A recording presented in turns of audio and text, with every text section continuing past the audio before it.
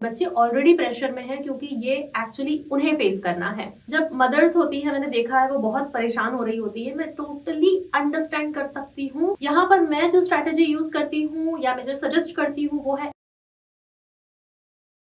Finally students के लिए वो मोमेंट्स आ चुके हैं जब डर, नर्वसनेस सब कुछ पीक पर होती है। क्योंकि सच कहूं तो वैसे बचपन से, चाहे एग्जाम्स हो या बोर्ड एग्जाम्स हो, सबको हमारे दिमाग में इतना बड़ा बना दिया जाता है और फाइनली वो मोमेंट्स हैं। लेकिन दूसरी बात ये भी है कि ये जो एज होती है हमारी, जिसमें हम स्कूल में होते हैं, 11, 12, 10 बोर्ड एग्जाम्स, ये एक्चुअली उस एज के बड़े माइलस्टोन्स होते हैं। ये बड़ी बात होती है जब हम फाइनली उन चीजों को फेस करने वाले हैं। आज का जो वीडियो है ये बहुत रिक्वेस्टेड है। Family, friends, relatives, students, clients, and a lot more. So finally, here I am with my tips and my mindset and my opinion on such beautiful topic. बिना किसी देर के जो मेरा पहला टिप है वहां चलते हैं। और जो मेरा फर्स्ट टिप है ये स्टूडेंट्स के लिए नहीं है। जी हाँ, ये जो मेरा पहला टिप है ये पेरेंट्स के लिए है, specially mothers. Baby please calm down. Parents और मदर्स से मेरा ये कहना है कि आप प्लीज थोड़े से काम डाउन रहें, आप शांत रहें, आप रिलैक्स रहें। क्योंकि मम्मी जब मदर्स होती है, मैंने देखा है, वो बहुत परेशान हो रही होती है। मैं टोटली अंडरस्टैंड कर सकती हूँ कि ये आपका कंसर्न होता है बच्चों के लिए। लेकिन हम जितना अनईजी होते हैं, हम आसपास का एनवायरनमेंट और एनर्जी वैसी क्रिएट कर देते हैं। और बच्चों के लिए, बच्चे ऑलरेडी प्रेशर में हैं क्योंकि ये एक्चुअली उन्हें फेस करना है।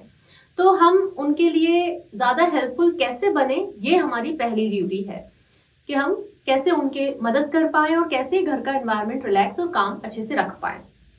ये था point number 1। Now tip number 2, ये स्टूडेंट्स के लिए है। तो ऐसा है कि अगर आप लोग सीरियस हो चुके हो अभी तक तो इससे अच्छी कोई बात ही नहीं है। लेकिन अभी भी अगर कुछ गुंजाइश बची हो और अभी भी सीरियस नहीं हुए हो, baby please tighten your seat belts, you will be on hot seat very soon. Time आ चुका है अपने सिलेबस को रैप अप करने का। और कहाँ से स्टार्ट करें? टिप नंबर 2 है स्ट्रैटेजी। तो स्ट्रैटेजी बनाइए, एक प्लान बनाइए और आपके जो डिफिकल्ट और मेन सब्जेक्ट्स हैं उनको आप पहले खत्म कर लीजिए। यहाँ पर मैं जो स्ट्रैटेजी यूज करती हूँ या मैं जो सजेस्ट करती हूँ वो है ईट दैट फ्रॉग फर्स्ट। मतलब जो चीजें आपको डिफिकल्ट लग रही हैं, जो सब्जेक्ट्स आपको डिफिकल्ट लग रहे हैं, आप पहले उनको खत्म कर लीजिए। आई नो हम लोग हमेशा डिफिकल्ट चीजों से भागने की कोशिश करते हैं, बट अब हम एक डेड एंड पर हैं, देयर इज नो एस्केप। तो अब अगर आप मजबूरी में उस चीज को फेस करेंगे तो आप हैप्पीली उसको कॉन्फिडेंटली नहीं कर पाएंगे और आप एक विक्टिमहुड में रहेंगे। इसलिए आप उसको कॉन्शियसली फेस कीजिए विद योर ओन डिसीजन कि अब मैं ये सब्जेक्ट पहले खत्म करना चाह रहा हूं। जैसे ही आप वो डिसीजन लेंगे आप पावरफुल फील करेंगे और जब आप उसको खत्म कर लेंगे आपकी स्ट्रेंथ नेक्स्ट लेवल पे चली जाएगी, आपका स्ट्रेस कम हो जाएगा। Tip number 3, your writing skills and speed. Covid ने आपकी राइटिंग स्किल्स की बैंड बजा दी है और मैं जो सजेस्ट करूंगी राइटिंग स्किल्स इंप्रूव करने के लिए वो ये है कि जो सिलेबस आप खत्म कर चुके हैं आपका, वहां के आप क्वेश्चंस निकालिए जो आपके इंपॉर्टेंट क्वेश्चंस हैं और उनको लिख कर रिकॉल करके देखने की कोशिश कीजिए कि आपकी स्पीड और आपकी एक्यूरेसी और आपकी स्किल्स वहां पर कैसी हैं। Tip number 4, keep pointers. कई लोगों को मैंने देखा है वो पैराग्राफ्स में चीजें याद करते हैं या सिर्फ पैराग्राफ्स में लिखते चले जाते हैं। It will be easy for you अगर आप पॉइंटर्स बनाएंगे तो। पॉइंटर्स फिंगर टिप्स पे याद करना आसान होता है, उनको रिकॉल करना ज्यादा आसान होता है। और जब आप पॉइंटर्स में प्रेजेंट करें तो वो जो आप टॉपिक पढ़ रहे हैं उसकी जो की वर्ड्स हैं, उसके जो मेन टर्मिनोलॉजी है, उसको आप ये साथ साथ याद रखिए क्योंकि वो पूरा जो टॉपिक होता है वो कहीं ना कहीं उस मेन टर्म के अराउंड रिवॉल्व करता है। टिप नंबर 5, आपको जो भी चीज डिफिकल्ट लग रही है याद करने में या आप बार बार उसको भूल रहे हैं, उसका क्लीन नीट नोट बनाकर अच्छे से उसको लिखकर कहीं पर अपने आसपास की वॉल, जहां पर आपकी जो गो टू प्लेस ज्यादा है, जहां ज्यादा बैठते हैं, वहां उसको पेस्ट कर लीजिए। इससे आपकी नजर बार बार उस पर पड़ती रहेगी और आपका कॉन्शियस और सबकॉन्शियस माइंड दोनों भी उसको ग्रैब करते रहेंगे। आपकी मेहनत बहुत कम हो जाएगी उसको याद रखने के लिए। और मुझे कमेंट करके जरूर बताना कौन सा टिप आपको ज्यादा हेल्पफुल लग रहा है। आगे चलते हैं टिप नंबर 6 की तरफ। Solve your previous papers. यहाँ से आपको important topics, important questions, important chapters सब मिल जाते हैं। आपके लिए इजी हो जाता है पेपर का पैटर्न समझने के लिए। अगर पेपर का पैटर्न थोड़ा इधर उधर हो भी रहा है तो आपको ये समझ में आ जाता है कि जो कौन से स्पेसिफिक टॉपिक होते हैं जो आपको ज्यादा मार्क्स के लिए पूछे जाते हैं, तो वहां से आपको सारा आइडिया मिल जाता है, या आपके लिए मॉक टेस्ट का काम भी कर सकता है। आप चाहें तो खुद इसको उतने ही टाइम में लिखकर खुद के लिए एक मॉक चैलेंज रखकर फिनिश कर सकते हैं। इससे आपको आपकी स्पीड, आपकी एक्यूरेसी सब समझ में आ जाएगी। आपके जो क्वेश्चंस रहेंगे उसको आप रिकॉल कर करके देखिए। आप अगर उसको मान चलिए लिख कर नहीं भी कर सकते हैं तो आप उसको मेंटली रिकॉल करके देखिए कि जस्ट आपने उस क्वेश्चन को देखा और मेंटली उसका आंसर आप रिकॉल करने की कोशिश कर रहे हैं।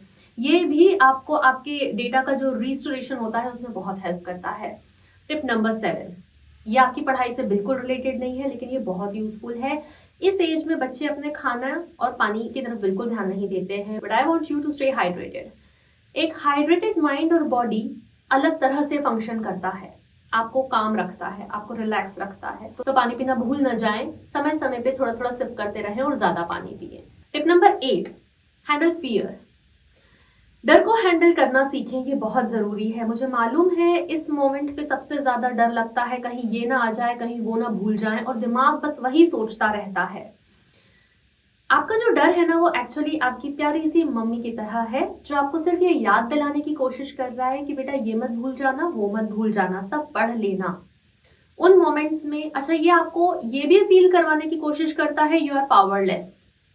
आप बस खुद को ये याद दिलाओ, जैसे आप मम्मी को कहते हो ना अरे हाँ पढ़ रहे हैं, अरे हाँ कर लेंगे, वैसे आप उस वक्त पे खुद को ये याद दिलाओ oh it is the time, I am doing good. अगर आप ये जानना चाहते हैं कि फियर को हैंडल करने के क्या तरीके हैं तो आप बिल्कुल कमेंट कर सकते हैं। You can comment handle fear. हम जल्दी ही उस पर वीडियो लेकर आएंगे क्योंकि हमें पता है कि आपके एग्जाम्स आने वाले हैं। और अब हम चलते हैं हमारे अगले टिप की तरफ। ये है फाइनली जब आपका एग्जाम डे आ जाता है तो मैंने कई बार लोगों को देखा है कि वो लास्ट मोमेंट में भागते भागते एग्जाम हॉल में पहुंचते हैं, चाहे वो कितने भी इंटेलिजेंट हों, लेकिन वो सब भूल जाते हैं, ब्लैंक हो जाते हैं।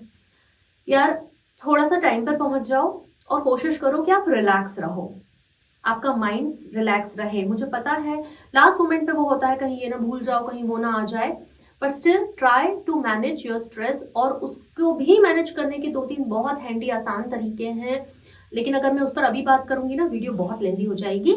लेकिन अगर आप वो चाहते हैं तो आप कमेंट कर सकते हैं हैंडल स्ट्रेस, और हम जल्दी ही उस पर भी वीडियो लाने की कोशिश करेंगे बिकॉज वी नो आपके एग्जाम्स हैं। तो अब मैं चलती हूँ और आपके लिए सिर्फ एक छोटी सी बात, very best of luck. Thank you.